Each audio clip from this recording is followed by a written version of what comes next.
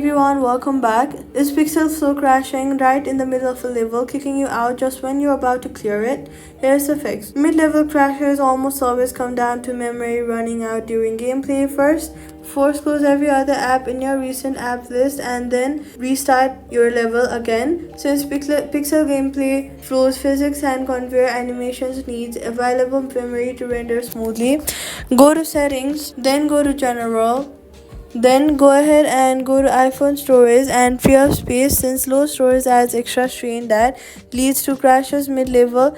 Next in the settings, go to background app refresh and turn it off for apps you do not need running, freeing more memory for the game. If it crashes, continue restart your iPhone completely before your next session. Hold the side button and the volume down, slide to power off, wait 30 seconds and then turn it back on. A full restart clears memory buildup and is most effective for persistent mid-level crashes. So all you've got to do is close background apps, free up storage, turn off background app refresh and restart if needed. Levels don't crash mid-play anymore and that's it. Subscribe.